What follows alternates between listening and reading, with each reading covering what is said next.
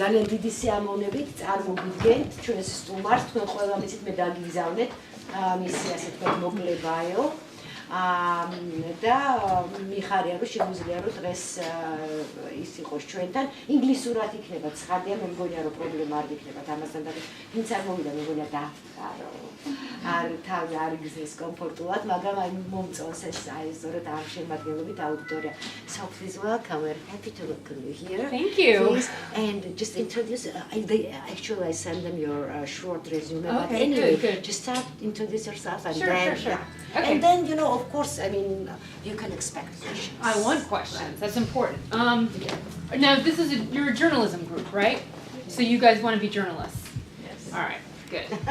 That's good. So everybody should know how to ask a good question. That's part of being a journalist.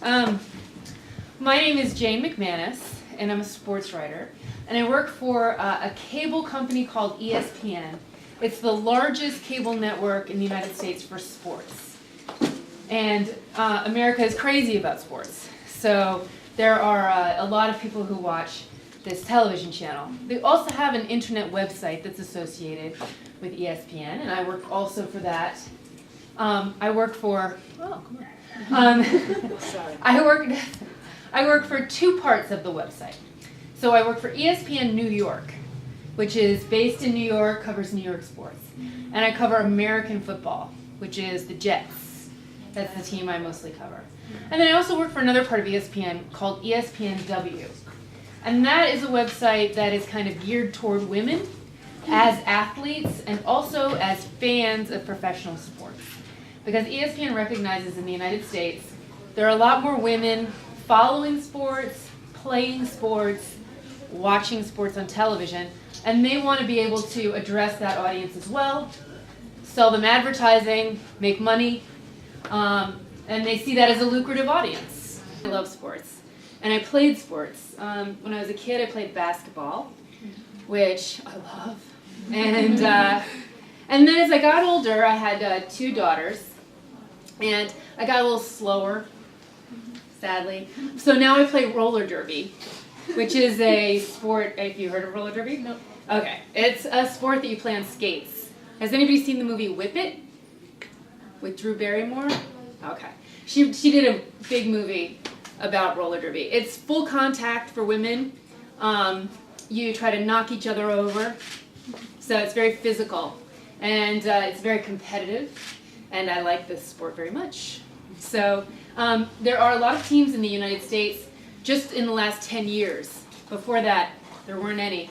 And also now there are teams in London and Munich, and I've met skaters from Sweden and Vienna, so it's spreading. So it might get here. It might get here soon. So what else can I tell you about myself? I've been doing kind of parallel presentations since I've been in Georgia on women and sports media and kind of how women became more involved in sports in the United States. And then I've also done some presentations on blogging and social media and how that relates to your job as a journalist. I asked, how many of you are on Twitter? Do you go on Twitter? Okay. Facebook?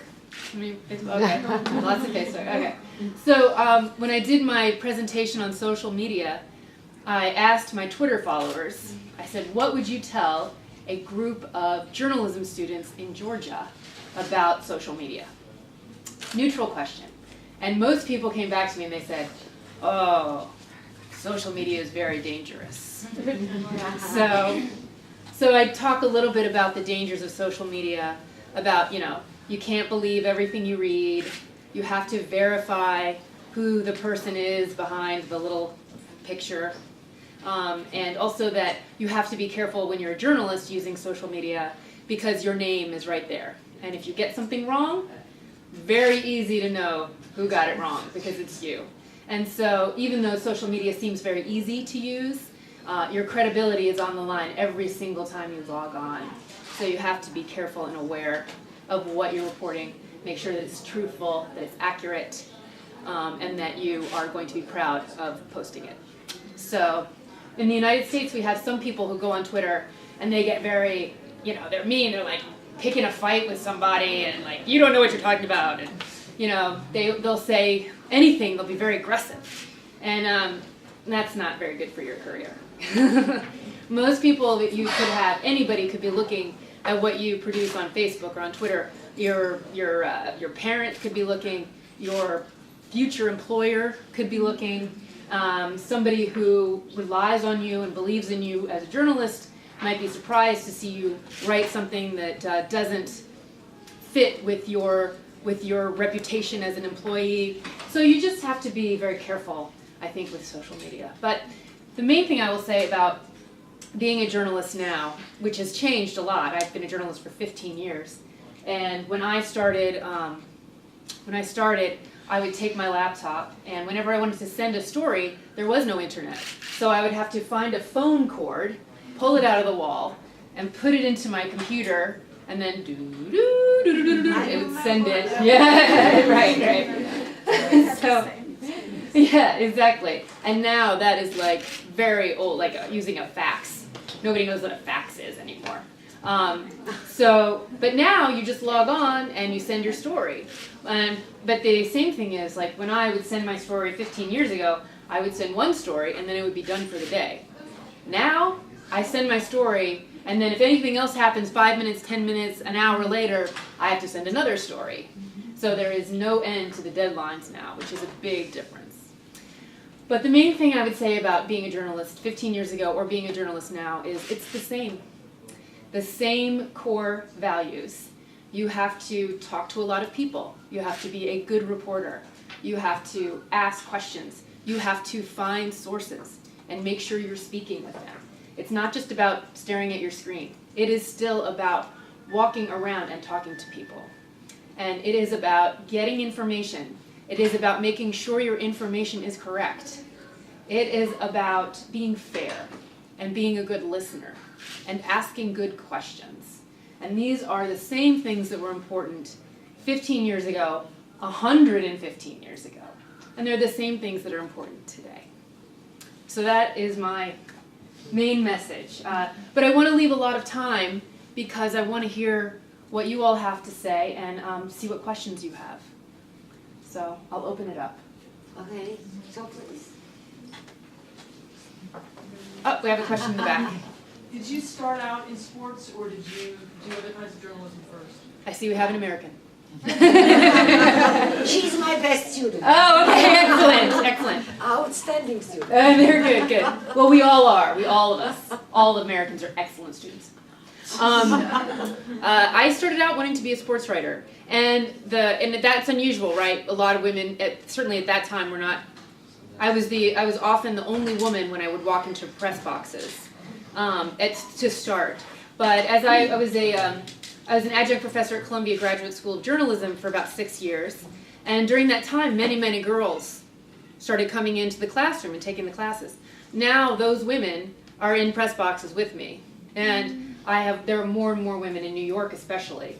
It used to be that you were the only woman in a room, but the thing is that I love sports, and I always loved sports, and so do the women that come into the profession. They also grew up as athletes, and they also, got into it for the same reasons I did, the adrenaline of covering a game that, Team A is leading, Team B is leading, Team A is leading, Team B is leading, Team A is leading, end of the game.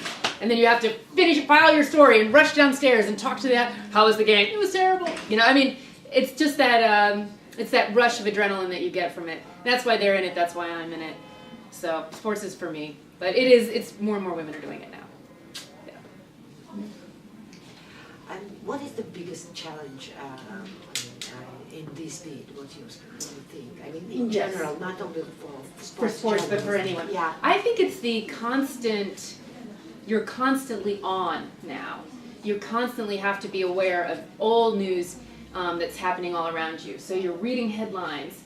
You're reading Twitter. You have your phone on all the time. If news breaks at 3 o'clock in the morning, you might have to be responsible for it if it's a big enough story. Mm-hmm. And that's something that wasn't the case. It used to be that if news broke at 3 o'clock in the morning, you would find out about it at 8 o'clock in the morning when you woke up.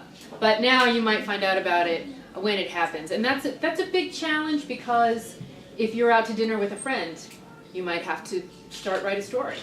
If you are home on a Sunday morning doing a crossword puzzle, you might have to write a story. There is no off time now for people who are at the most responsible for their beat. You know, in newspapers we call them beats, which means the area you're responsible. You might be on a legal beat, courts beat, sports beat, politics. Yes, okay. So whatever you are responsible for, you are constantly responsible for now. And that's a challenge. It is. Yeah, because you want to have a life also.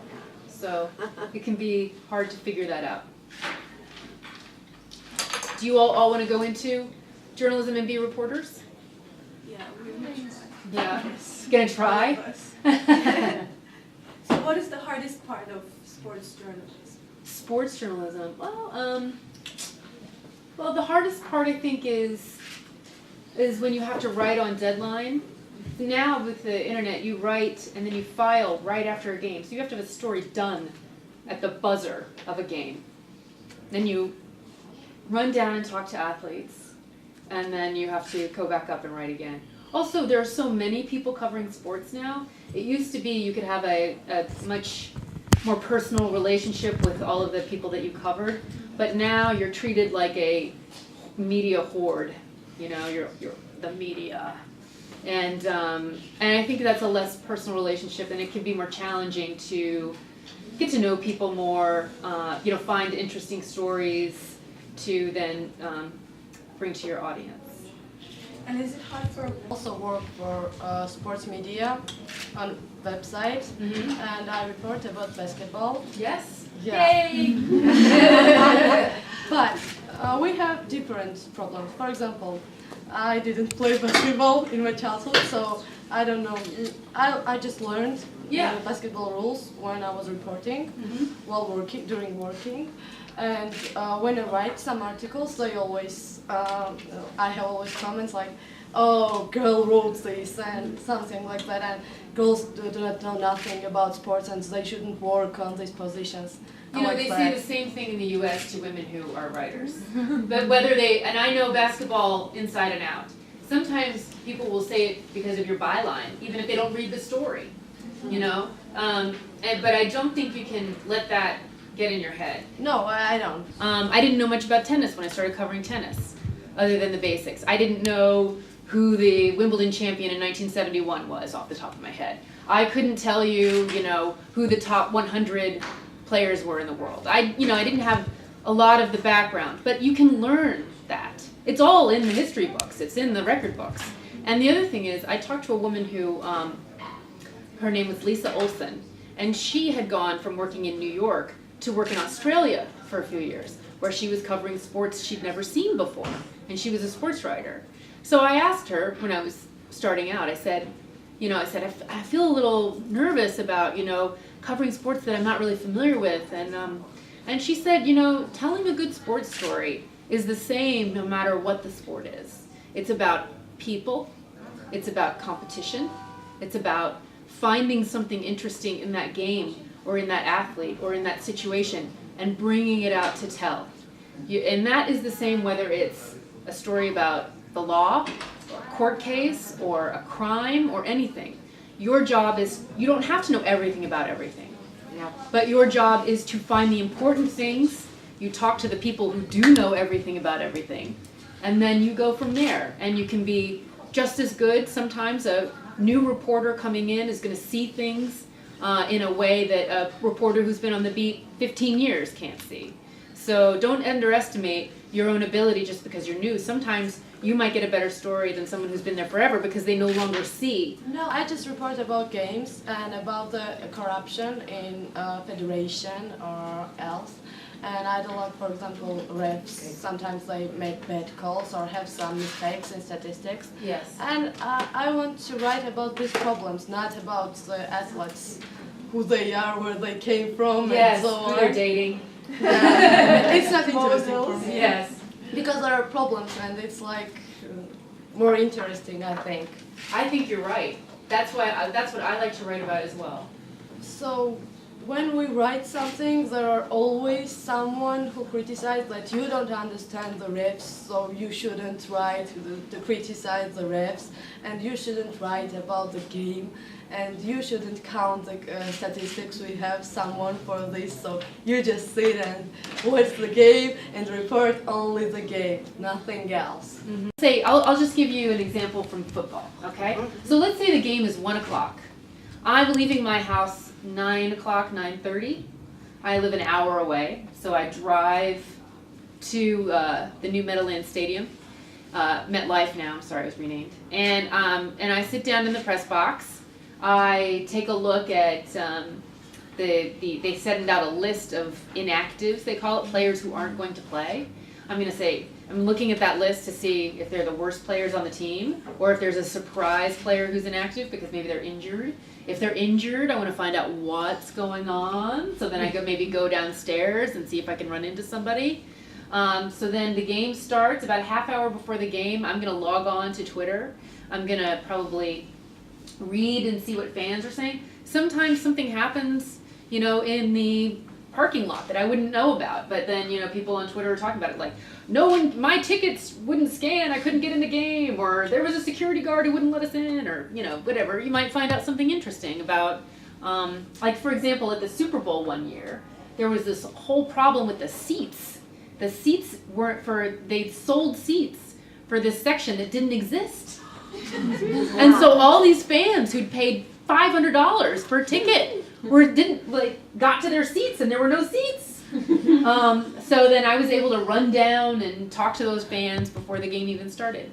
But I'll sit down about a half hour before the game, and then I'll log on to Twitter, and the game starts, and I'm tweeting, and maybe if I have if someone gets injured in the middle of the game, I'll write a story about that injury. Joe Smith twisted an ankle in the third quarter. The Jets said that he would probably not return to the game. And then that goes up during the game. And people click on it because they want to know, is Joe Smith going to play anymore? Is he out for the game? What happened? So everything like that kind of gets, you can actually be writing stories during the game. And then luckily I work with someone else, and he's usually writing the story right after the game that gets sent in. I'm also usually working with a columnist, and he's writing an opinion piece during the game that'll get sent in probably 2 hours after. And then after the game, so I'll write the halftime report generally. So at the halftime report, I write a little piece for our blog that tells you what happened in the first half, and then we print that, and then we'll put that up. And then after the game, I take my recorder and my notebook, and I'll run down to the locker rooms with 6,000 other reporters, depending on how big the game is. And we will go talk to the athletes, and you can either go talk to the coach or go talk to the athletes, because they kind of start talking at the same time, which is why we have one person who goes to the coach, and I'll usually go to the locker room first. And so then we go into the locker room. What happened during the game? It was terrible.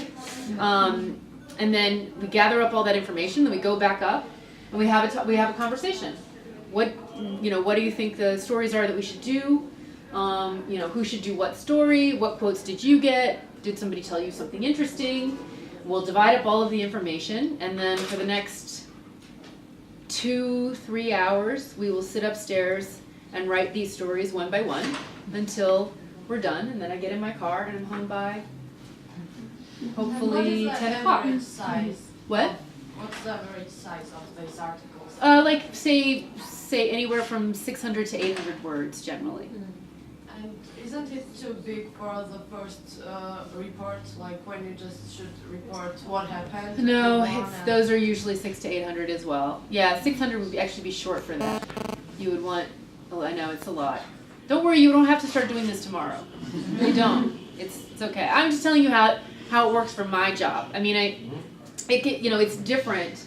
I work for a website, but it's different for like for example, if you work for a newspaper still, and the game is a 8 o'clock game, you might have only time to write one story before that paper's deadline. No, I'm also on website. Oh, okay. And we always call and just tell articles on phone, not to lose our time. So you will actually just phone it in, where you read kind of what you would write? Yes. Oh, okay. Oh, interesting. We're writing. So you don't have to write it down? No, we haven't. We just watch the game, Uh-huh. have some notes. Uh-huh. Then we may not even write the whole article. We just look at the notes and tell it on phone. Okay. And there are some girls in our redaction who write it and post it on I our see. website. Okay. So then they will clean it up a little bit, and then they will put it. How long are those articles generally? 200, 200, or 300 words, and then comments. Okay. So do you include quotes from the athletes in that? Yes. Okay. So they don't want as much. They just want a little bit to kind of start it off. Do you have to write any? Depends on coach and athlete. Do you follow up and do other things in addition to that, or are you done when you're done with that? I'm done because I only report. But sometimes yesterday I tried first in my career to criticize refs. Oh, excellent. And how'd that go? I don't know yet. I'm waiting for You're a phone fired. call. Yeah, exactly. Well, good luck. First Wow. one was an investigation about football, how clubs take more money from children, and there is, for example, 50 laris per month, but they take for all extra money for bed, showers, extra money for the court when they should play, and they take about 200 laris, but. So is your opinion on this that that's maybe more money than they need to actually run the program? Yes, it is. Okay. Because parents told me that they pay about 200 to 150 laris per month, and the clubs told that they take only 50 laris, not more. I see. Unexpected. Right. So what they're doing is they're downplaying how much they charge for these children when really they're charging a lot more. Okay. And it's not included anywhere. That's a good story. Yeah, I got the job because of this story. That's great. Congratulations. That's great. And now it's also common in Georgia to write about federation elections because we change our federation government every time. For the Federation for Soccer, is that right? Like the head of the soccer? Not only soccer. Oh. So they changed the organizational structure Yeah. at different times? Interesting. That doesn't happen. Usually in the U.S. we have like a league like the NFL or the NBA, and the organization at the top is always the same. But you're saying that's different. No, they are the same, but stuff is changed. People. Okay. We have elections very often. Interesting. When government The changes. last 15 years they are same. Okay. And now there are people who want to change this generation to new one. Oh, interesting. Yeah, elections are held, but people are the same. Okay. So No one could change them. So it is related to the politics. This is another issue. It in is. Georgia. I Sports see. is related to the politics. It's and that not is only in why. Georgia. I think that in every country, sports and politics are too connected with each other. It's not only our disease.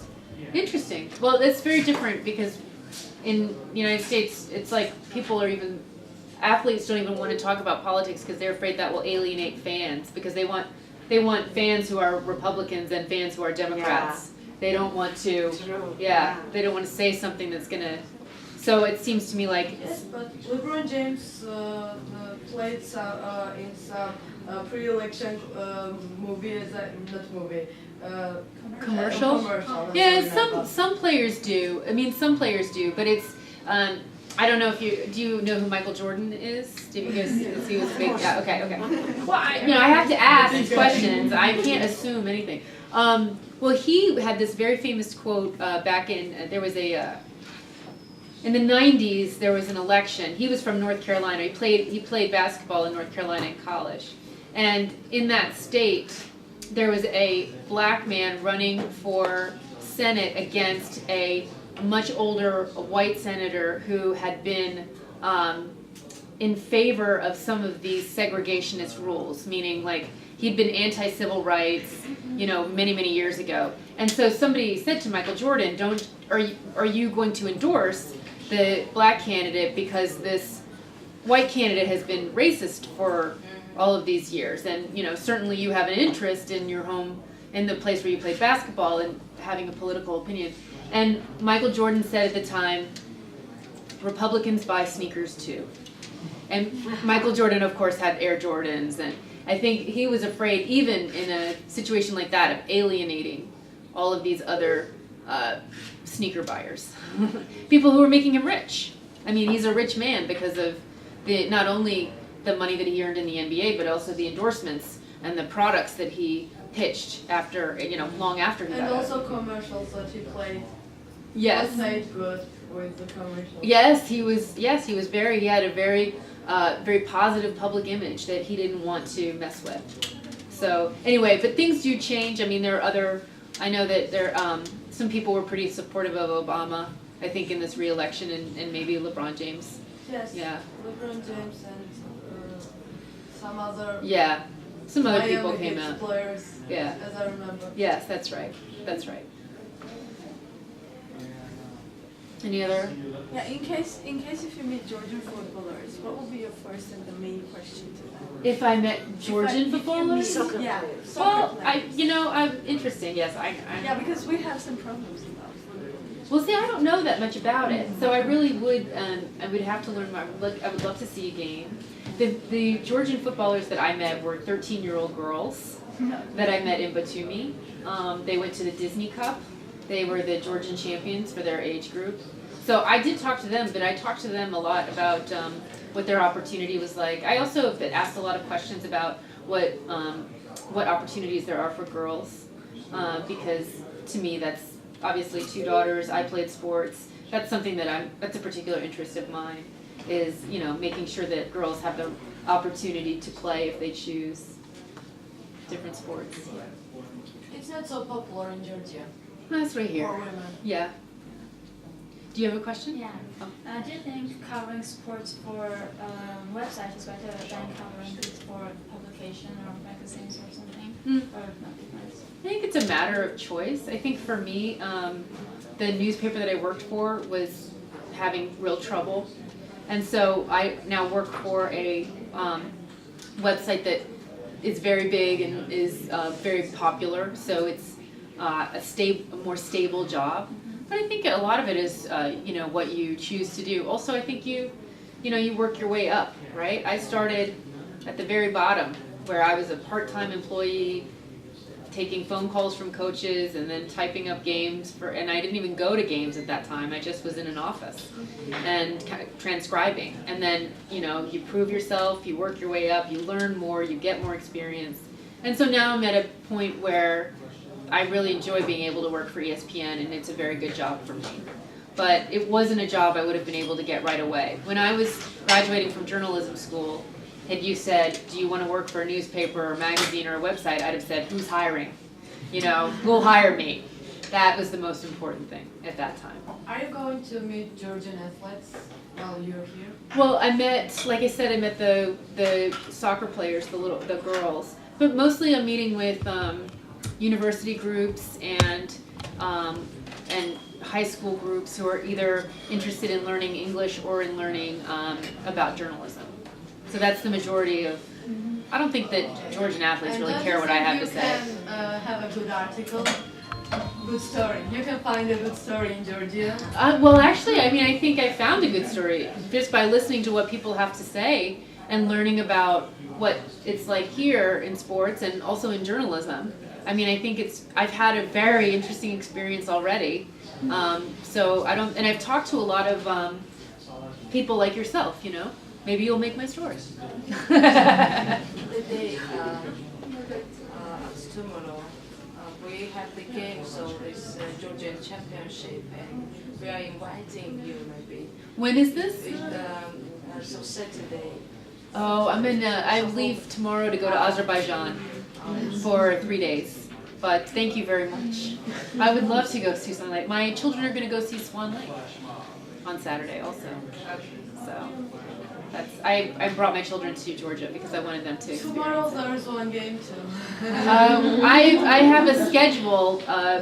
My schedule is not I didn't make my schedule. So I have to fulfill my obligations for speaking. think? What are your impressions? I mean, you're here. Of being here, well, first of all, I love the food. Lobiani, Lobio, Kashapuri. Yeah. And Correct. Good for you. yeah, and I love the food. The food. I mean, I don't mean to diss my own country, but the food is awesome here, and it's so fresh. It's so good. You go out to eat in the United States, you might get something that's been frozen for 6 months. You know, I mean, here it's so delicious. And also, I don't eat a lot of meats, but there are plenty of options for me. There are plenty of vegetarian food.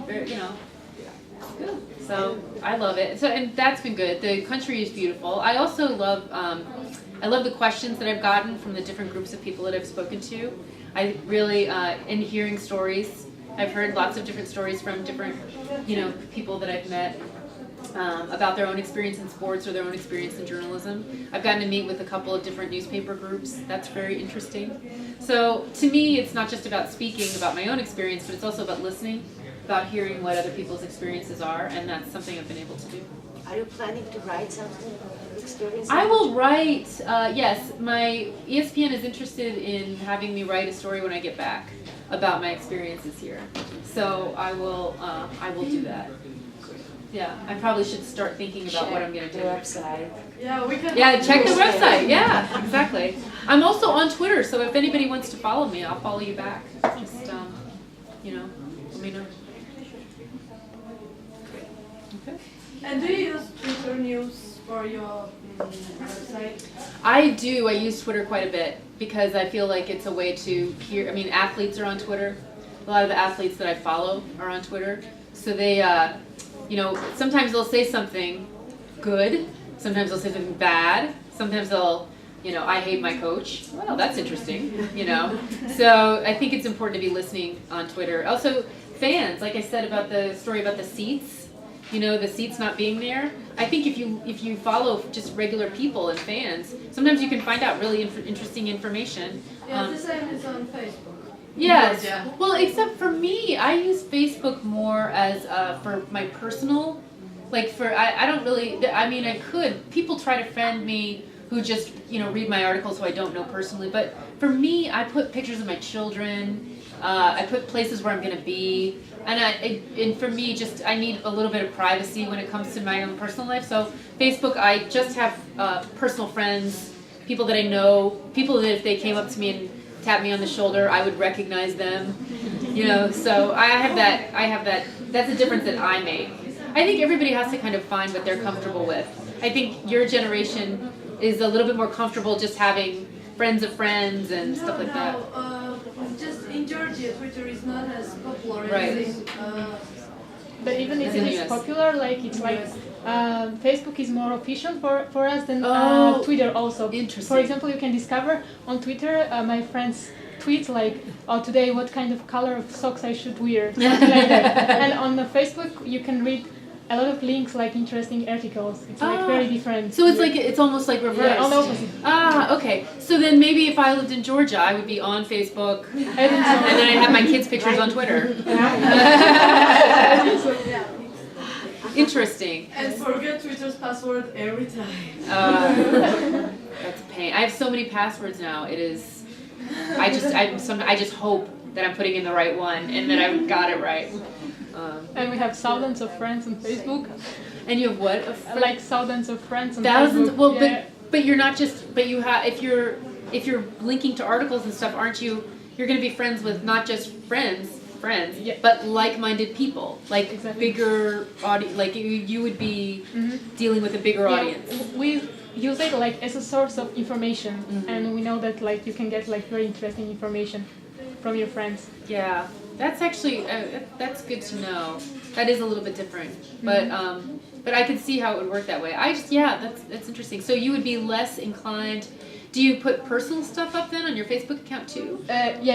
In the beginning, actually, I was I was doing a lot of public things, and then I discovered that I became more closed, and I also started to care about my privacy. Right.